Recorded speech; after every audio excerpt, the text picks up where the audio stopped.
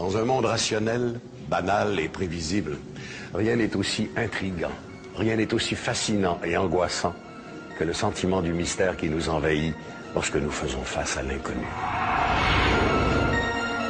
Le 1er janvier 1925, au Belize, une adolescente est descendue au fond d'un puits. Elle y découvrira l'artefact le plus énigmatique de l'art précolombien. Qui a façonné ce mystérieux crâne de cristal? Qu'est-ce qui peut bien pousser René Lévesque à chercher avec autant de passion le tombeau de Champlain? Logiquement, l'endroit de cette sépulture devrait être connu de tous. Pas vraiment. Ce que les journaux avaient annoncé comme la traversée triomphale de l'Atlantique par 2 pilotes français se change bientôt en un mystère. Qu'est-il arrivé à leur biplan, l'oiseau blanc? Et où sont les 2 pilotes? Le 4 décembre 1872, un 3-mâts barque croise le Marie-Céleste. Le navire est abandonné. Pourtant, le Marie-Céleste est en bonne condition de navigation. Qu'est-il arrivé à l'équipage mystérieusement disparu? Ici Michel Dumont. Voici Dossier Mystère.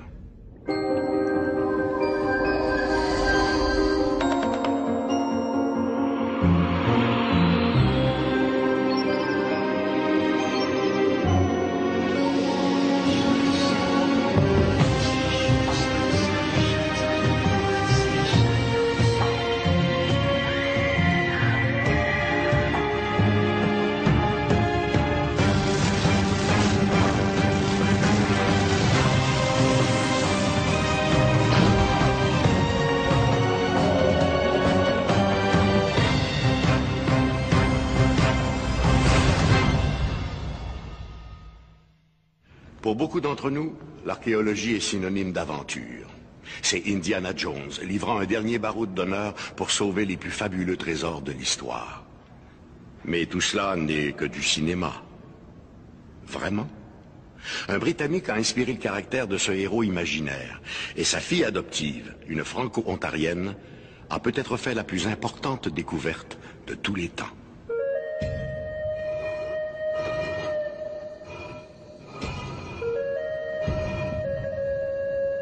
En ce 1er janvier 1925, il y a une activité fébrile au sommet du grand temple de Loubantom, cette cité maya redécouverte quelques mois plus tôt par l'aventurier britannique Frederick Mitchell Hedges.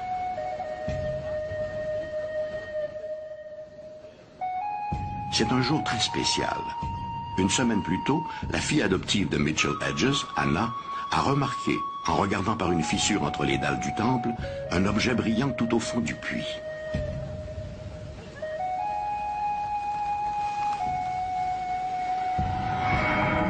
Cette descente au fond du puits est son cadeau d'anniversaire. Après avoir récupéré l'objet au fond de la pyramide, Anna est remontée lentement avec sa découverte. À la lumière du jour, tous sont ébahis par la beauté de la mystérieuse relique. Dans un geste théâtral, l'aventurier Frederick Mitchell Hedges la soulève à bout de bras pour la faire voir à tous ses ouvriers. À l'unisson, 4 mots s'élèvent comme une clameur. Las Calaveras de Cristal. Le crâne de cristal. Professeur, archéologue et aventurier, Frederick Albert Mitchell Hedges est sans contredit l'un des personnages les plus étonnants de sa génération. Il servira lui-même de modèle à Steven Spielberg pour son personnage d'Indiana Jones. Frederick Mitchell Hedges a pratiqué tous les métiers. Antiquaire, explorateur, archéologue, conférencier, auteur et poète. À l'âge de 16 ans, son père, John Hedges, le fait enrôler par une équipe de prospecteurs sur le point de s'embarquer pour l'Arctique.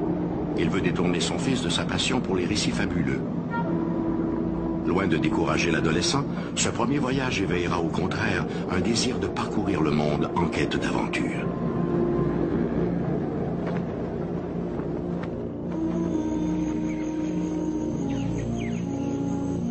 La fascination et le respect de Mitchell Hedges pour les peuplades indigènes sont déjà notoires.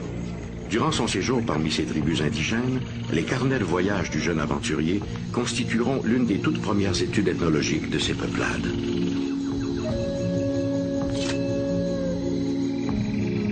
La biographie de certaines personnes se lit comme un roman. C'est le cas de l'histoire qui va réunir la petite Canadienne Anne-Marie Le Guillon à l'explorateur anglais Frederick Mitchell Hedges. En 1917, celui-ci adopte la petite Anne-Marie Le Guillon. La fillette se trouve dès lors parachutée dans un univers fantastique. En compagnie d'une amie, Lady Richmond Brown, Mike Mitchell Hedges entreprend vers 1920 l'exploration des forêts encore vierges d'Amérique centrale. On raconte alors que des tribus encore inconnues y vivaient cachées en marge du monde civilisé. Il n'en faut pas davantage pour aiguiser la curiosité de l'explorateur. À l'issue de 1000 péripéties, des crocodiles du Rio Grande aux fièvres de la malaria, Mitchell Hedges met à jour, 4 ans plus tard, les importantes ruines de Lubantum, une cité maya construite 1000 ans plus tôt.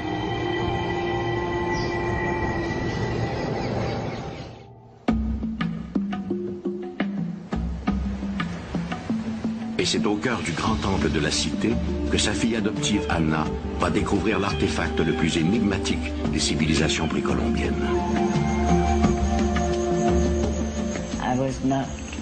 Je n'étais pas autorisée à monter sur aucun des bâtiments de Lubantum.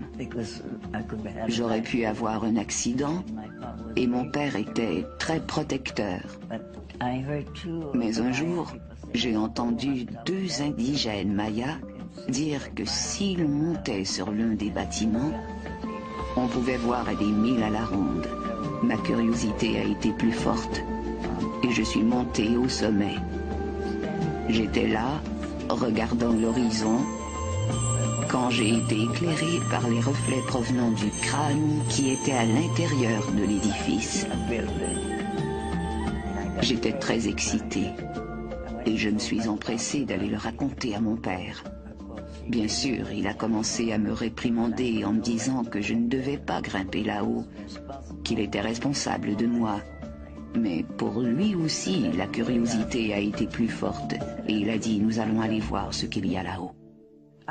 J'ai été désignée pour descendre. Mon père a dit « Tu l'as vu, alors c'est à toi de descendre ». J'ai répondu « Il n'en est pas question. Je n'ai pas envie de descendre là-dedans. Il y a des serpents, toutes sortes de serpents, je n'irai pas ». Mais il a été inflexible. « Tu l'as vu, alors tu descends et peu importe de quoi il s'agit, tu le remontes ». Aujourd'hui, Anna fête ses 17 ans. L'entrée du puits est suffisamment dégagée. Malgré ses inquiétudes paternelles, Mitchell Hedges a décidé de souligner l'événement en laissant sa fille aller chercher elle-même sa découverte. Il m'a attachée à une corde et 2 hommes m'ont fait descendre.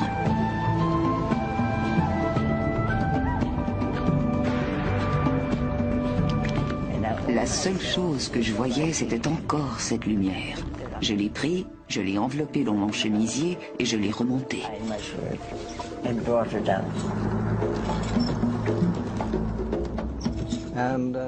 Elle l'a trouvé et l'a remonté. Dès que les indigènes l'ont vu, ils sont devenus très agités. Pour eux, c'était comme un présent des dieux.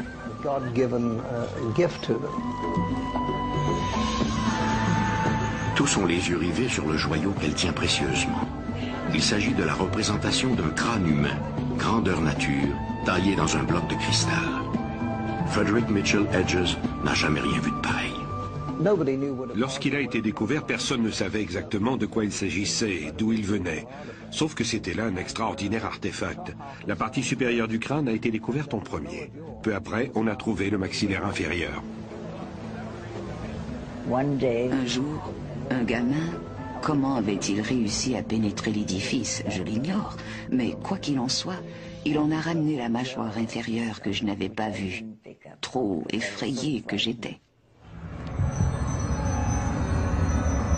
La plus énigmatique relique archéologique jamais découverte, bien que photographiée et étudiée sous tous ses angles, garde son mystère.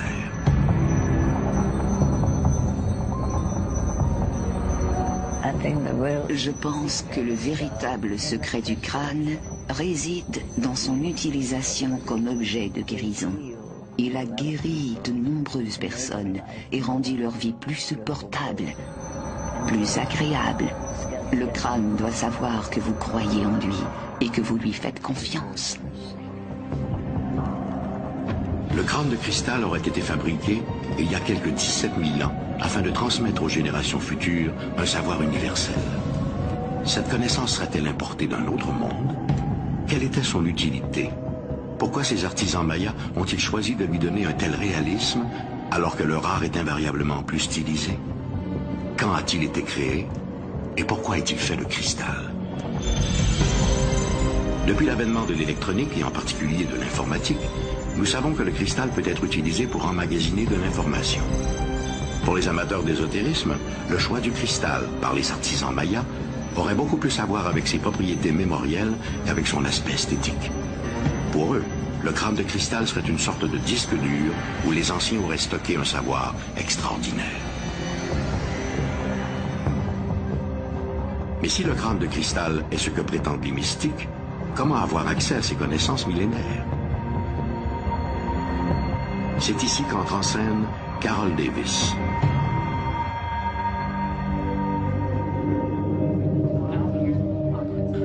Au début des années 80, Carol Davis accompagne un ami chez Anna Mitchell Hedges à Kitchener, en Ontario. Carol Davis est déjà à ce moment-là l'une des plus extraordinaires sensitives canadiennes. Carol Davis n'a alors qu'un intérêt mitigé pour l'archéologie et les civilisations anciennes. Mais dès qu'elle plonge son regard dans les orbites vides du crâne, ses sens s'emballent. Pendant 2 heures, elle sera plongée dans un état de transe en communication directe avec l'esprit du crâne. Ce sera la première d'une longue série de séances de channeling avec le savoir millénaire du crâne.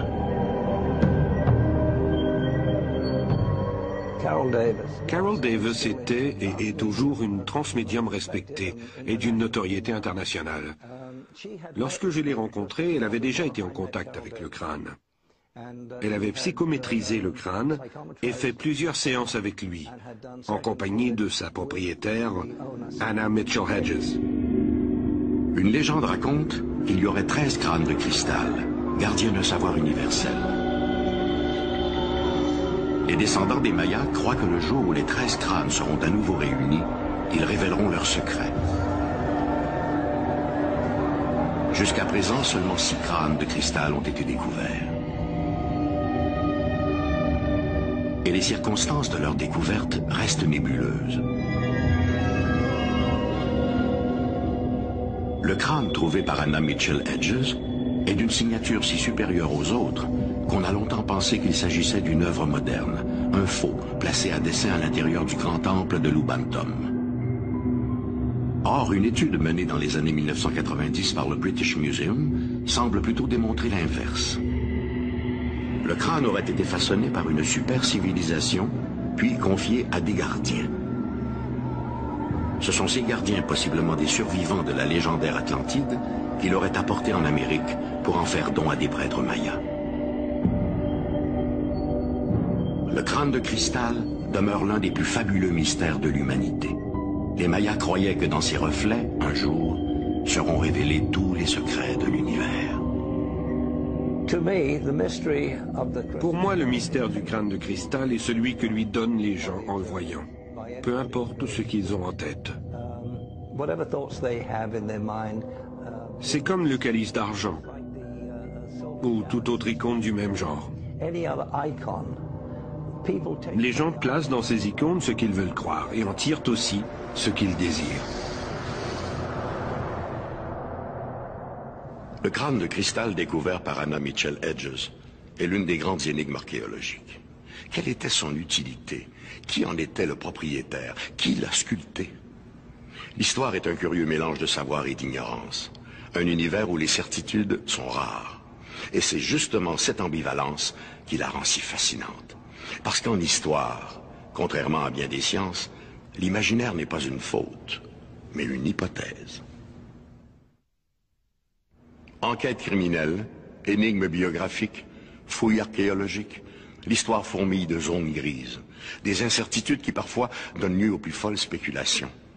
C'est justement aux historiens de tracer une frontière entre l'improbable et le vraisemblable. Pour l'un d'eux, un historien de Québec, l'une des plus grandes énigmes de l'histoire de la Nouvelle-France se résume à cette simple question. Où se trouve la tombe de Samuel de Champlain?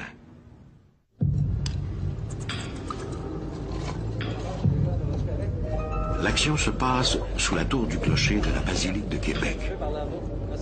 Des guirlandes d'ampoules électriques donnent au spectacle quelque chose d'irréel. L'air est tellement vicié que les ouvriers doivent porter des masques pour se protéger. Avec d'infinies précautions, les hommes glissent des câbles sous le cercueil de cuivre. Cette opération achevée, les 4 hommes soulèvent en même temps, et le plus délicatement possible, le précieux tombeau. 1, 2, 0, go! Le moment de vérité approche. Sans plus attendre, un des ouvriers commence à découper le joint de plomb qui maintient le couvercle en place. À mesure que progresse le découpage, tous s'interrogent. S'agit-il de la dépouille qu'ils recherchent depuis si longtemps? Finalement, le couvercle glisse sur le tombeau et la dépouille apparaît enfin, admirablement conservée.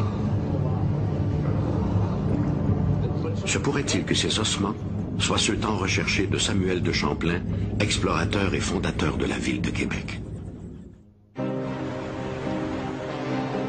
La quête du tombeau de Samuel de Champlain, le premier gouverneur général de la Nouvelle-France, est aujourd'hui indissociable de son principal artisan, René Lévesque.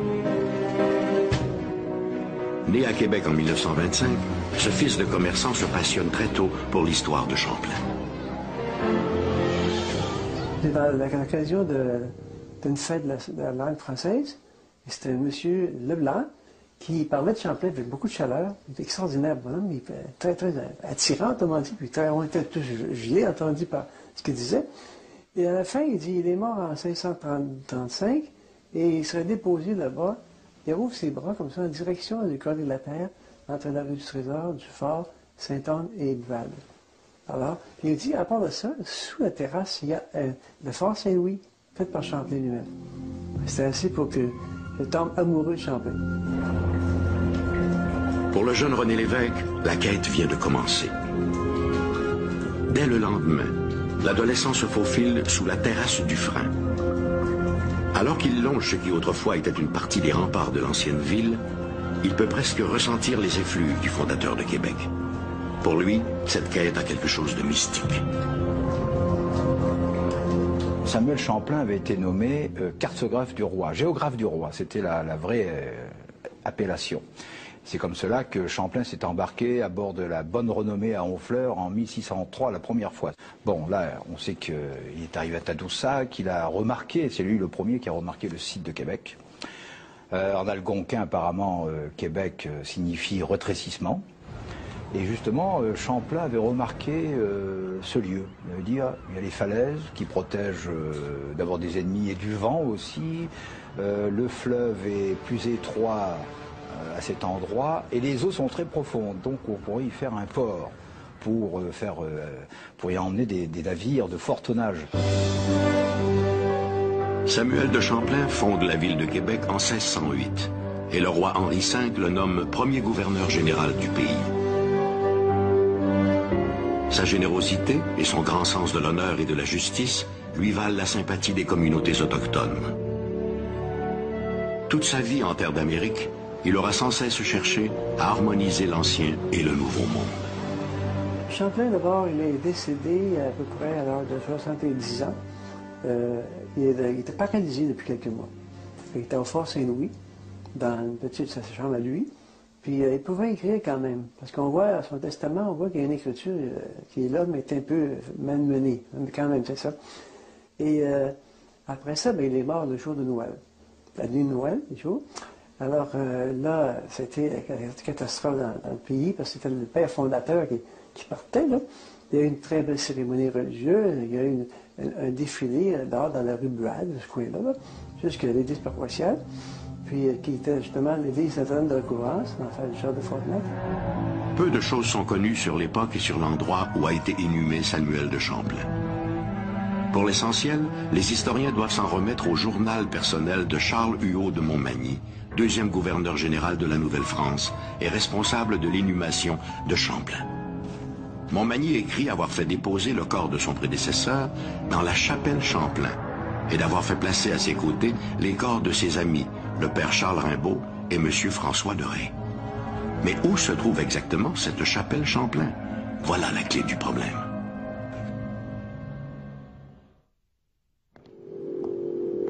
Vers 1950, la découverte de 2 manuscrits ravive l'intérêt pour le tombeau de Champlain. Ces documents évoquent la location de 2 domaines situés au cœur de la vieille ville. Les historiens ont une idée assez précise sur l'endroit où se situaient ces concessions. Fort de ces nouvelles informations, un certain Silvio Dumas, considéré comme le père de l'archéologie québécoise, entreprend des fouilles. Au nombre de ces jeunes terrassiers se trouve bien entendu René Lévesque, qui n'a pas hésité à prêter son aide bénévole pour participer aux recherches. Les terrassiers mettent à jour un muret, mais rien qui laisse croire à la présence de la chapelle Champlain. C'est un retour à la case départ. Il y a O'Leary qui nous avait dit dans ses écrits j'ai fouillé à tel endroit, mais j'ai rien trouvé. Et puis René a dit ben, il faudrait peut-être fouiller un peu plus profondément à l'intérieur de la basilique. Et on a trouvé ce petit alcôve-là qui était assez fort intéressant et qui était rempli. À tous les endroits avaient été fouillés, sauf cet endroit-là. Alors là, on a commencé à fouiller. Et quand on a trouvé la tombe, en particulier, là, on s'est demandé, est-ce que c'est vraiment l'endroit où pourrait être enterré Champlain? Il y avait des ossements, beaucoup d'ossements humains, parce qu'ils ont fait une tranchée déjà pour des fils, je ne sais pas trop quoi, ou des tuyaux, puis ça avait rangé plusieurs sépultures. On est bien placé. Jean-Claude trouve une pièce de monnaie comme un 535 ou 36 dessus, c'est en partant. Et on dit, oh, ça commence à être intéressant. Malheureusement pour René Lévesque et son équipe, les restes n'étaient pas ceux de Champlain, mais ceux d'un officier du culte. La peau brunie comme un cuir mal tanné donne au corps des allures de momie. Le défunt repose dans des vêtements d'apparat, soutane colorée et une croix en or. La dépouille semble dévisager les profanateurs qui ont osé troubler son sommeil. Le père Vigin, c'est un père jésuite. C'est un père jésuite belge, mort en 1879. Pour une énième fois, la dépouille de Samuel de Champlain échappe à ceux qui le recherchent. Mais pour combien de temps?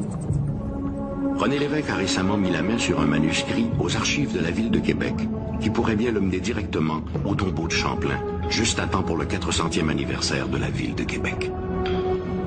Champlain, c'est un modèle d'homme à présenter pour réveiller les Québécois actuellement, les faire retourner à leurs sources françaises et chrétiennes et amérindiennes.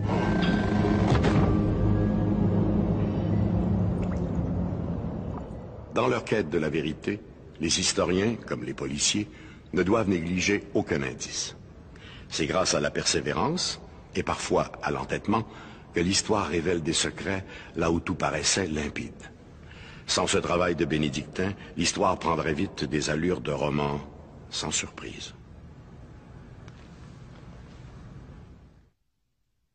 L'histoire fourmille d'épopées inachevées et de héros disparus. Des aventures qui n'ont jamais connu de dénouement. Au début du XXe siècle, les gens ont vu apparaître au-dessus de leur tête de bien curieux fous volants. Ces casse-cous allaient, par leur audace, donner le coup d'envoi de la conquête du ciel. C'était l'ère des frères Wright, des grands dirigeables, et de Charles Lindbergh. C'était aussi l'époque de l'oiseau blanc. « 8 mai 1927. Un magnifique biplan est poussé hors de son hangar de l'aéroport du Bourget, en banlieue de Paris. Des centaines de curieux sont réunis pour applaudir l'exploit que souhaite réaliser le tandem Charles Nungesser et François Colly. À bord de cet avion, ils tenteront de devenir les premiers aviateurs à franchir l'océan Atlantique sans escale. Après avoir consulté les derniers relevés météo et serré les mains de quelques amis, les deux pilotes décollent en direction de l'Amérique.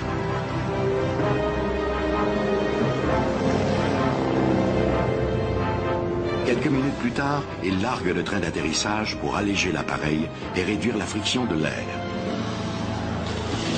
Nungesser et Colly s'apprêtent à entrer dans l'histoire, mais pas par la porte qu'ils avaient prévue.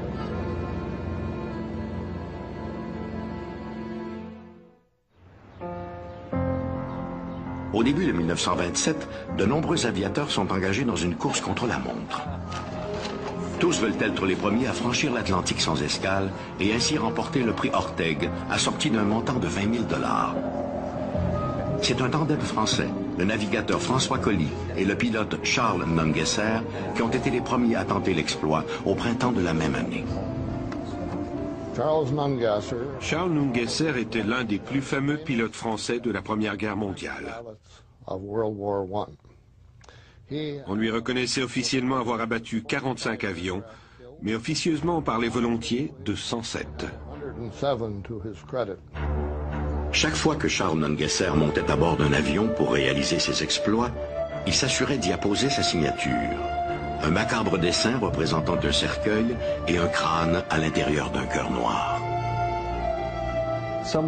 Quand on lui demandait ce que cela signifiait, il répondait « Un cœur vaillant ne craint jamais la mort, même dans ses pires aspects. »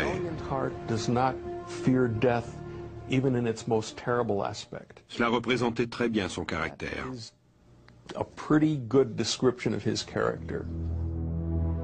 La témérité et le courage déjà légendaire de Charles Nungesser étaient un atout précieux pour réaliser l'exploit. Il n'y avait pas de temps à perdre, parce que de l'autre côté de l'Atlantique, l'Américain Charles Lindbergh frappait à la porte. Nungesser s'est donc associé à François Colly pour l'accompagner dans cet audacieux projet. François Colly était surnommé le Diable borgne à cause du monocle noir qui lui couvrait un œil. Souvenir de la guerre. C'était un excellent aviateur qui n'avait peur de rien.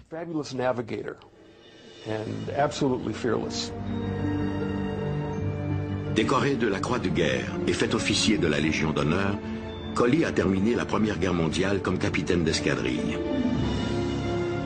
En 1919, il a réussi la double traversée de la Méditerranée à bord de son avion et a battu le record de distance en ligne droite.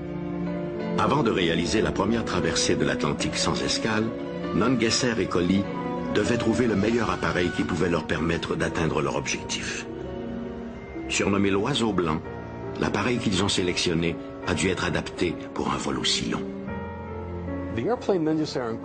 Pour leur vol vers New York, Nungesser et Colly avaient choisi un avion militaire français destiné au porte-avions.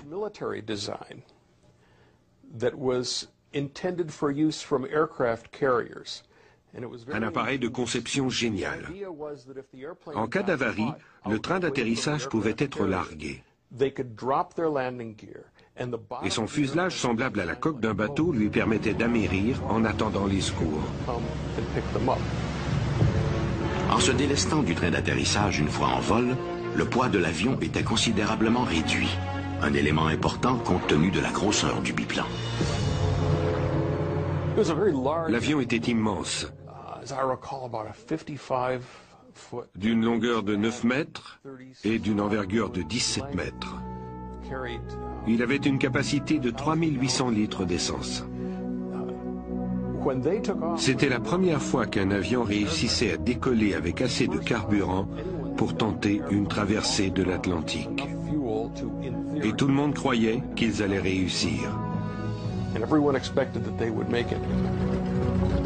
Finalement, le 8 mai 1927, comme prévu, les deux aviateurs décollent à bord de l'Oiseau blanc. Les deux pilotes français sont littéralement isolés du reste du monde. Question de minimiser au maximum leur poids, ils ont choisi de ne pas embarquer de radio. Un choix plutôt téméraire vu les circonstances. Pour se guider, ils doivent s'en remettre essentiellement à leur expérience et aux instruments rudimentaires de bord. Mais en principe, l'itinéraire est simple. Ils doivent voler vers la pointe sud de l'Irlande, virer plein ouest jusqu'à Terre-Neuve, puis, une fois en vue des côtes, mettre le cap au sud jusqu'à New York. Un itinéraire simple, en principe. Nous ne sommes certains que d'une seule chose. Durant la première partie de leur vol, ils ont été accompagnés par des avions militaires français jusqu'au littoral. L'équipage d'un sous-marin anglais a été témoin du vol de l'Oiseau blanc au-dessus de la mer. Les Britanniques ont décrit ses couleurs, bleu, blanc et rouge sur la queue, les rondelles sur les ailes et le sigle noir en forme de cœur.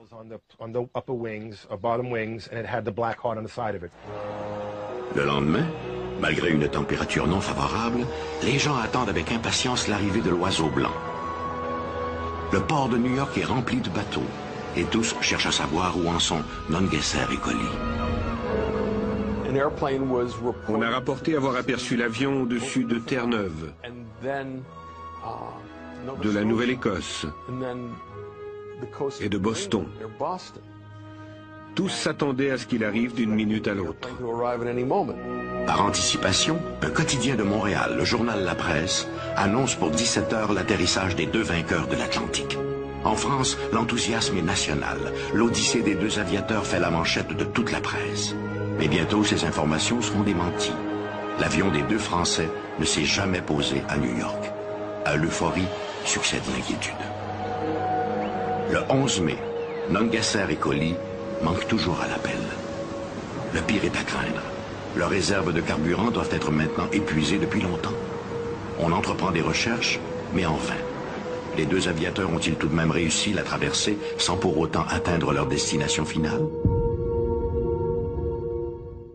En 1984, une association archéologique vouée à la récupération d'avions historiques a mis de l'avant le projet Midnight Ghost, une recherche sur le terrain pour retrouver l'avion de Nungesser et Collie.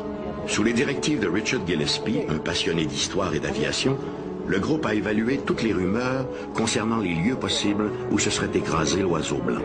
Ces recherches l'ont conduit notamment dans les forêts du Maine, où des rumeurs persistantes y situaient les derniers instants des deux aviateurs français. Pendant 8 ans, échelonnés sur 20 expéditions, nous avons cherché l'oiseau blanc dans le Maine. À la fin, tout ce que nous avons trouvé, ce sont de bonnes histoires, racontées par des gens disant avoir vu l'avion,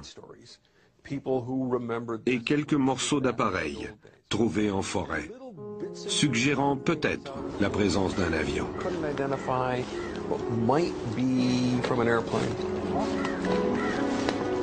Pour ajouter au degré de difficulté, le groupe a aussi retrouvé au fil de ses nombreuses recherches des morceaux provenant d'autres appareils sans lien avec l'avion de Nungesser et Collie. En 1992, ils se sont tournés vers la péninsule d'Avalon, à Terre-Neuve. À en croire les comptes rendus de l'époque, un avion aurait été aperçu dans le ciel de l'île au lendemain du départ de Nungesser et Collie pour New York.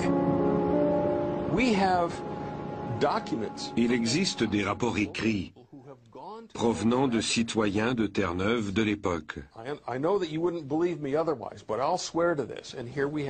Ces gens ont été assermentés devant un magistrat et leurs récits catalogués.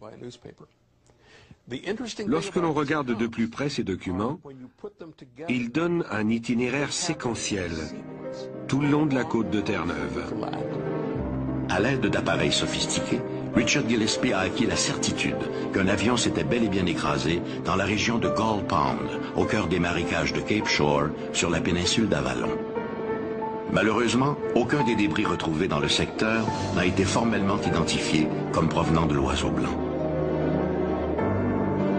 L'hypothèse d'un crash à Terre-Neuve n'est pas l'apanage de Richard Gillespie et de ses hommes. William Nungesser, un cousin du célèbre aviateur, est du même avis. Il croit lui aussi que des fouilles plus poussées permettront d'éclaircir le mystère entourant les derniers instants de Nungesser et Collie. À Terre-Neuve, il existe plusieurs petits étangs creusés par les glaciers qui ne sont pas très profonds, pas plus de 3 mètres.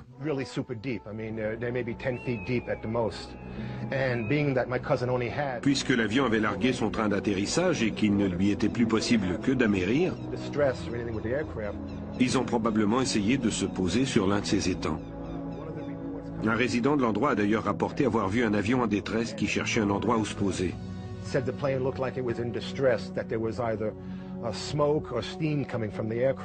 Cette version d'un atterrissage à Terre-Neuve est très intéressante. Parce que si mon cousin avait réalisé que son avion était en détresse, il aurait certainement tenté d'amérir de cette manière. La solution à l'une des plus grandes énigmes de l'aviation repose-t-elle au fond de quelques marécages de Terre-Neuve? François Colly et Charles Nungesser ont-ils trouvé la mort loin de chez eux, en terre canadienne? En décollant du Bourget par cette fraîche matinée de mai 1927, François Colly et Charles Nungesser espéraient se tailler une place dans l'histoire de l'aviation.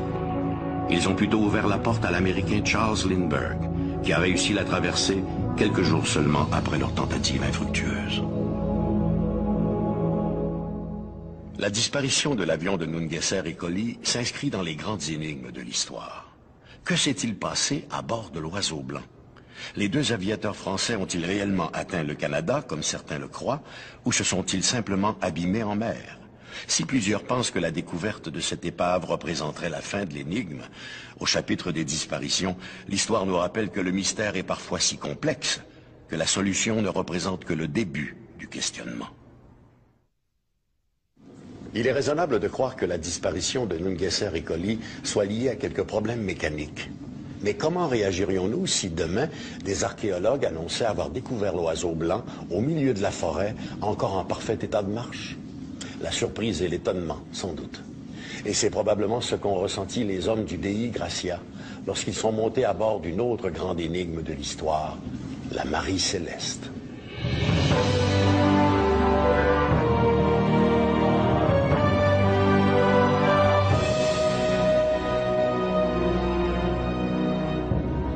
Le 4 décembre 1872, à quelques 1000 kilomètres des côtes espagnoles, un voilier battant pavillon canadien, le Dei Gracia, croise le brigantin Marie Céleste. Captain, there's a ship in trouble coming our way.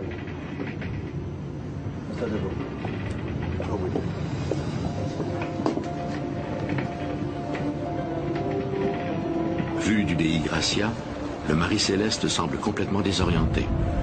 Sur le pont, il n'y a personne. Le navire paraît abandonné.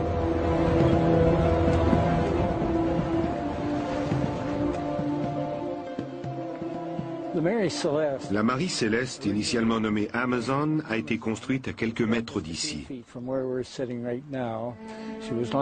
À son lancement en 1861, elle avait déjà cette réputation d'être porteuse de malheur. Réputation qu'elle conservera d'ailleurs jusqu'au moment où elle sera sabordée, 24 ans plus tard. Lors de son voyage inaugural, mon grand-père faisait partie de l'équipage. Dès le départ, le jeune capitaine était malade. Une fois arrivé dans la baie de Fundy, le navire a dû rebrousser chemin à cause de l'état de santé du capitaine qui continuait de se détériorer. On l'a ramené à Spencer Island où il est mort quelques heures plus tard.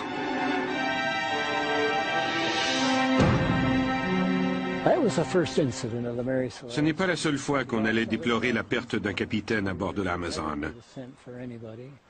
On l'a bientôt surnommé Hoodoo, c'est-à-dire porteur de malheur. En 1867, l'Amazone s'échoue sur des rochers au large du Cap Breton. On l'a remis à flot et conduit de nouveau à Spencer Island, où il a été entièrement restauré. Sa longueur a été portée à 31 mètres et son tonnage à 282 tonnes. Ses propriétaires ont été obligés de vendre l'Amazon à un armateur de New York.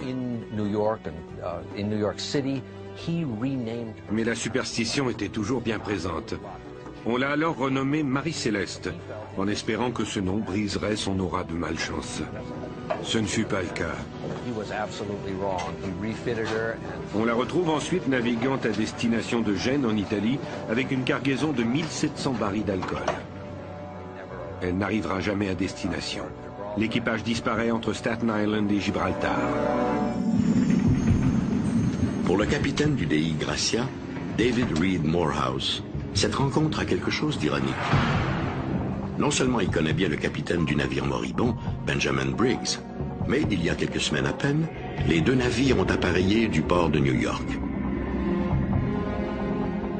Étrange coïncidence. Morehouse demande à ses hommes de se rendre sur le Marie Céleste pour enquêter. Lorsque l'équipage du Dei Gracia l'a aperçu, la Marie Céleste avançait lentement. Les marins ont fait des appels dans cette direction, mais sans succès. Le seul signe de détresse apparent était un câble qui pendait à la poupe.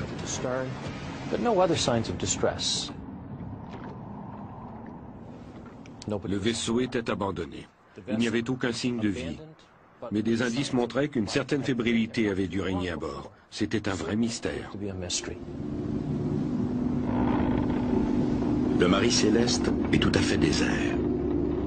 Son abandon doit remonter à plusieurs jours, car le rouf et les entreponts sont inondés, et la cale disparaît sous 1 mètre d'eau. Dans celle-ci, on retrouve les 1700 barils d'alcool de la cargaison et des vivres pour au moins 6 mois. La description des marins donnait à penser que l'équipage avait disparu. Malgré des quantités de nourriture suffisantes pour subvenir aux besoins de l'équipage et un harmonium ouvert et prêt à être utilisé, il n'y avait tout simplement plus personne à bord.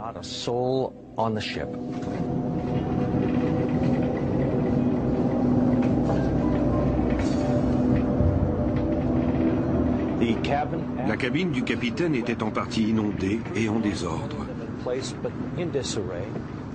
Les instruments de navigation et le journal de bord étaient manquants. Une dernière entrée sur l'ardoise du bord datait du 25 novembre, une semaine plus tôt.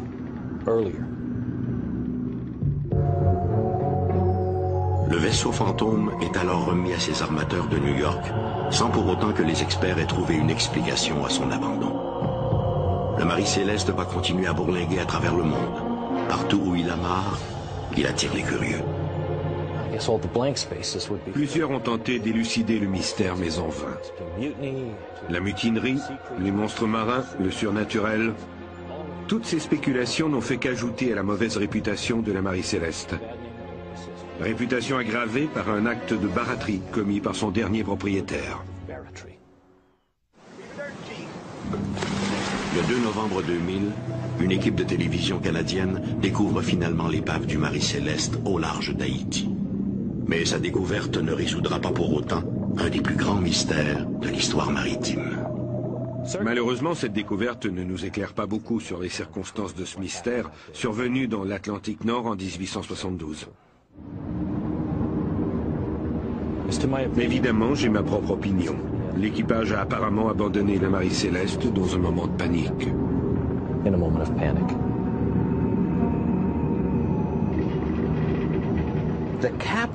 Le capitaine de la Marie Céleste, Benjamin Briggs, avait la réputation d'être un homme rigide et très religieux. Il n'avait aucune expérience dans le transport d'alcool.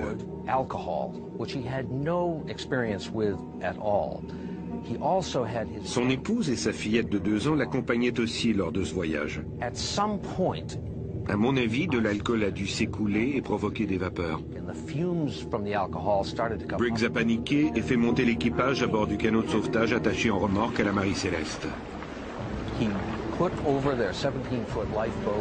Mais le mauvais temps a eu raison du câble qui unissait les 2 bateaux. Dès lors, le sort de l'équipage était scellé.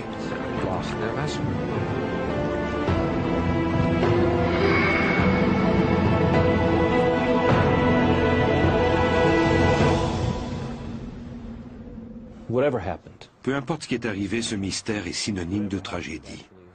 Des histoires de navires abandonnés et de marins perdus en mer sont encore rapportées de nos jours. L'océan est vaste et cache plusieurs secrets. Les découvrirons-nous un jour?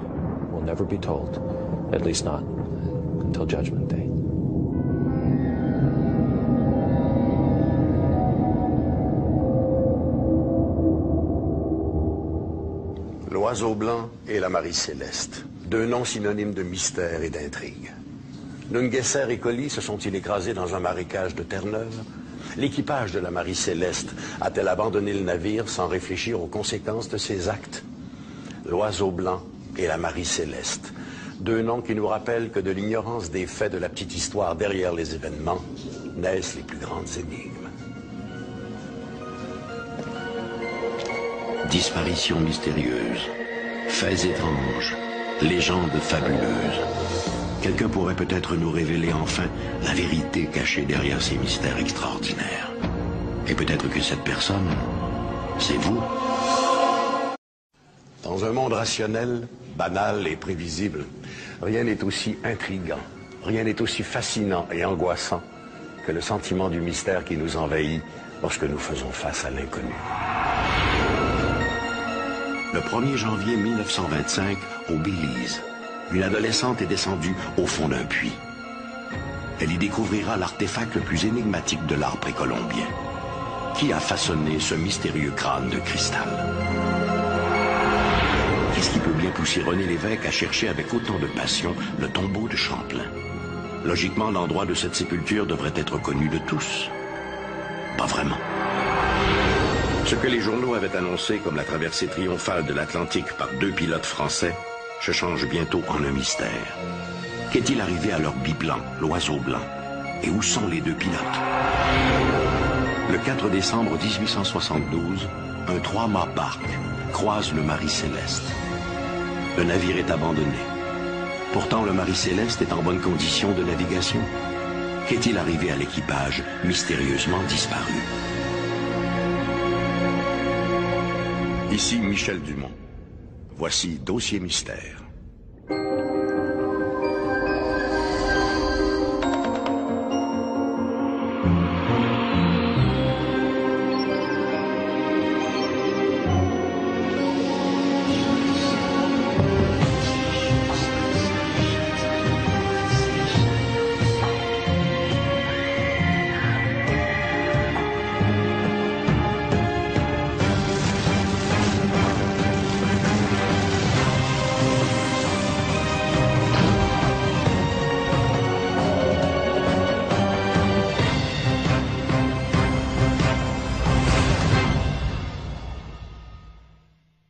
Pour beaucoup d'entre nous, l'archéologie est synonyme d'aventure. C'est Indiana Jones livrant un dernier baroud d'honneur pour sauver les plus fabuleux trésors de l'histoire. Mais tout cela n'est que du cinéma. Vraiment? Un Britannique a inspiré le caractère de ce héros imaginaire, et sa fille adoptive, une franco-ontarienne, a peut-être fait la plus importante découverte de tous les temps.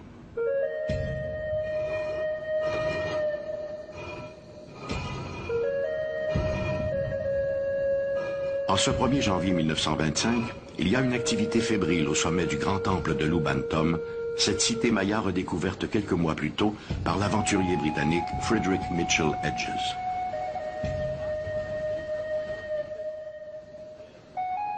C'est un jour très spécial. Une semaine plus tôt, la fille adoptive de Mitchell Hedges, Anna, a remarqué, en regardant par une fissure entre les dalles du temple, un objet brillant tout au fond du puits.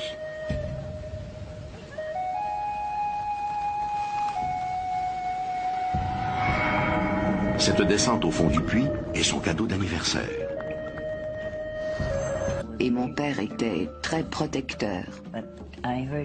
Mais un jour, j'ai entendu 2 indigènes mayas dire que si l'on montait sur l'un des bâtiments, on pouvait voir à des milles à la ronde.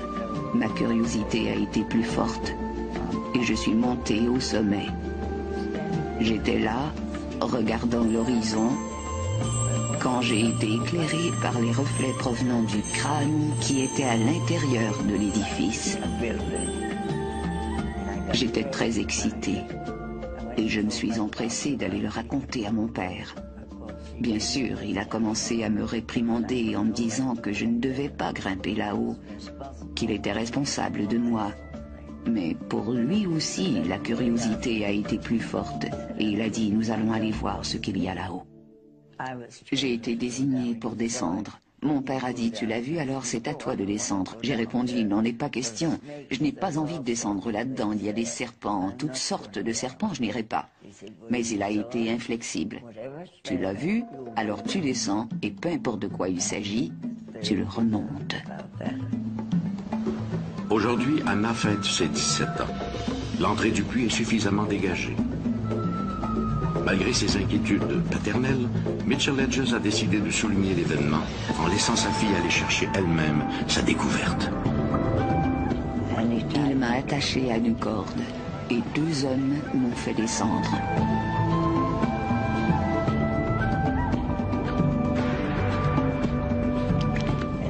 seule chose que je voyais, c'était encore cette lumière.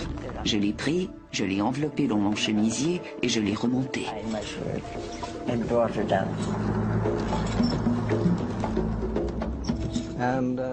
Elle l'a trouvé et l'a remonté. Dès que les indigènes l'ont vu, ils sont devenus très agités. Pour eux, c'était comme un présent des dieux.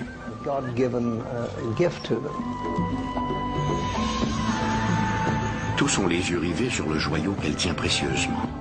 Il s'agit de la représentation d'un crâne humain, grandeur nature, taillé dans un bloc de cristal. Frederick Mitchell Hedges n'a jamais rien vu de pareil. Lorsqu'il a été découvert, personne ne savait exactement de quoi il s'agissait et d'où il venait. Sauf que c'était là un extraordinaire artefact. La partie supérieure du crâne a été découverte en premier. Peu après, on a trouvé le maxillaire inférieur.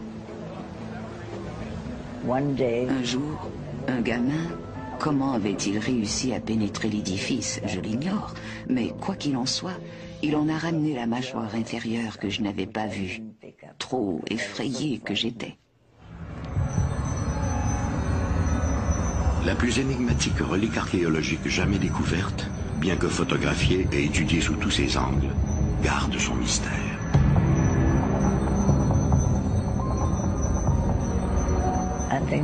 Je pense que le véritable secret du crâne réside dans son utilisation comme objet de guérison. Il a guéri de nombreuses personnes et rendu leur vie plus supportable, plus agréable. Le crâne doit savoir que vous croyez en lui et que vous lui faites confiance. Le crâne de cristal aurait été fabriqué il y a quelques 17 000 ans afin de transmettre aux générations futures un savoir universel. Cette connaissance serait-elle importée d'un autre monde? Quelle était son utilité? Pourquoi ces artisans mayas ont-ils choisi de lui donner un tel réalisme alors que leur art est invariablement plus stylisé? Quand a-t-il été créé? Et pourquoi est-il fait de cristal? Depuis l'avènement de l'électronique et en particulier de l'informatique, nous savons que le cristal peut être utilisé pour emmagasiner de l'information. Pour les amateurs d'ésotérisme, le choix du cristal par les artisans mayas aurait beaucoup plus à voir avec ses propriétés mémorielles qu'avec son aspect esthétique. Pour eux, le crâne de cristal serait une sorte de disque dur où les anciens auraient stocké un savoir extraordinaire. Mais si le crâne de cristal est ce que prétendent les mystiques, comment avoir accès à ces connaissances millénaires? C'est ici qu'entre en scène Carol Davis.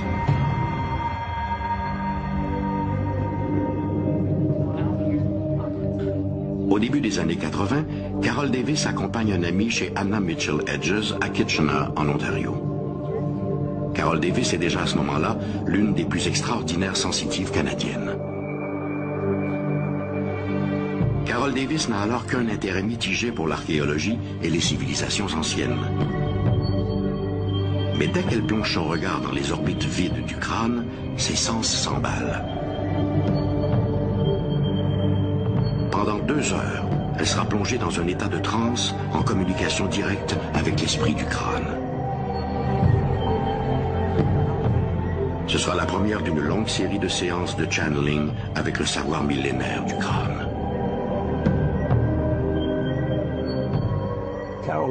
Carol Davis était et est toujours une transmédium respectée et d'une notoriété internationale. Lorsque je l'ai rencontrée, elle avait déjà été en contact avec le crâne. Elle avait psychométrisé le crâne et fait plusieurs séances avec lui, en compagnie de sa propriétaire, Anna Mitchell Hedges. Une légende raconte qu'il y aurait 13 crânes de cristal, gardiens d'un savoir universel. Les descendants des Mayas croient que le jour où les 13 crânes seront à nouveau réunis, ils révéleront leurs secrets. Jusqu'à présent, seulement 6 crânes de cristal ont été découverts. Et les circonstances de leur découverte restent nébuleuses. Le crâne trouvé par Anna Mitchell Hedges est d'une signature si supérieure aux autres qu'on a longtemps pensé qu'il s'agissait d'une œuvre moderne, un faux placé à dessein à l'intérieur du grand temple de Lubantum. Or, une étude menée dans les années 1990 par le British Museum semble plutôt démontrer l'inverse. Le crâne aurait été façonné par une super civilisation, puis confié à des gardiens. Ce sont ces gardiens, possiblement des survivants de la légendaire Atlantide, qui l'auraient apporté en Amérique pour en faire don à des prêtres mayas. Le crâne de cristal demeure l'un des plus fabuleux mystères de l'humanité. Les Mayas croyaient que dans ses reflets, un jour, seront révélés tous les secrets de l'univers. Pour moi, le mystère du crâne de cristal est celui que lui donnent les gens en le voyant. Peu importe tout ce qu'ils ont en tête. C'est comme le calice d'argent, ou toute autre icône du même genre. Les gens placent dans ces icônes ce qu'ils veulent croire et en tirent aussi ce qu'ils désirent. Le crâne de cristal découvert par Anna Mitchell Hedges est l'une des grandes énigmes archéologiques. Quelle était son utilité? Qui en était le propriétaire? Qui l'a sculpté? L'histoire est un curieux mélange de savoir et d'ignorance. Un univers où les certitudes sont rares. Et c'est justement cette ambivalence qui la rend si fascinante. Parce qu'en histoire, contrairement à bien des sciences, l'imaginaire n'est pas une faute, mais une hypothèse.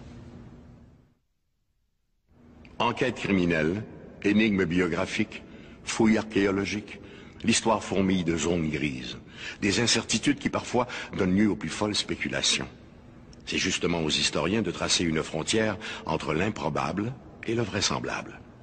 Pour l'un d'eux, un historien de Québec, l'une des plus grandes énigmes de l'histoire de la Nouvelle-France se résume à cette simple question.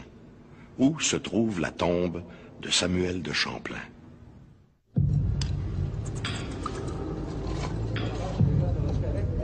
L'action se passe sous la tour du clocher de la basilique de Québec. Des guirlandes d'ampoules électriques donnent au spectacle quelque chose d'irréel. L'air est tellement vicieux que les ouvriers doivent porter des masques pour se protéger. Avec d'infinies précautions, les hommes glissent des câbles sous le cercueil de cuivre. Cette opération achevée, les 4 hommes soulèvent en même temps, et le plus délicatement possible, le précieux tombeau. 1, 2, 3, go! Le moment de vérité approche. Sans plus attendre, un des ouvriers commence à découper le joint de plomb qui maintient le couvercle en place. À mesure que progresse le découpage, tous s'interrogent. S'agit-il de la dépouille qu'ils recherchent depuis si longtemps? Finalement, après avoir récupéré l'objet au fond de la pyramide, Anna est remontée lentement avec sa découverte. À la lumière du jour, tous sont ébahis par la beauté de la mystérieuse relique. Dans un geste théâtral, l'aventurier Frederick Mitchell Hedges la soulève à bout de bras pour la faire voir à tous ses ouvriers. À l'unisson, 4 mots s'élèvent comme une clameur. Las Calaveras de Cristal. Le crâne de cristal. Professeur, archéologue et aventurier, Frederick Albert Mitchell Hedges est sans contredit l'un des personnages les plus étonnants de sa génération. Il servira lui-même de modèle à Steven Spielberg pour son personnage d'Indiana Jones. Frederick Mitchell Hedges a pratiqué tous les métiers. Antiquaire, explorateur, archéologue, conférencier, auteur et poète. À l'âge de 16 ans, son père, John Hedges, le fait enrôler par une équipe de prospecteurs sur le point de s'embarquer pour l'Arctique. Il veut détourner son fils de sa passion pour les récits fabuleux. Loin de décourager l'adolescent, ce premier voyage éveillera au contraire un désir de parcourir le monde en quête d'aventure.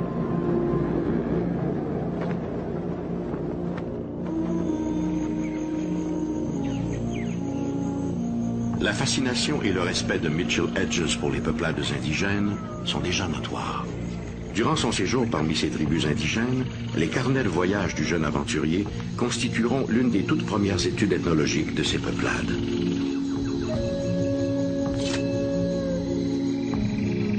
La biographie de certaines personnes se lit comme un roman.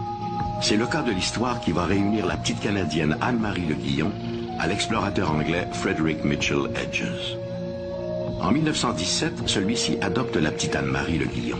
La fillette se trouve dès lors parachutée dans un univers fantastique. En compagnie d'une amie, Lady Richmond Brown, Mike Mitchell Hedges entreprend vers 1920 l'exploration des forêts encore vierges d'Amérique centrale. On raconte alors que des tribus encore inconnues y vivaient cachées en marge du monde civilisé. Il n'en faut pas davantage pour aiguiser la curiosité de l'explorateur. À l'issue de 1000 péripéties, des crocodiles du Rio Grande aux fièvres de la malaria, Mitchell Hedges met à jour, 4 ans plus tard, les importantes ruines de Lubantum, une cité maya construite 1000 ans plus tôt.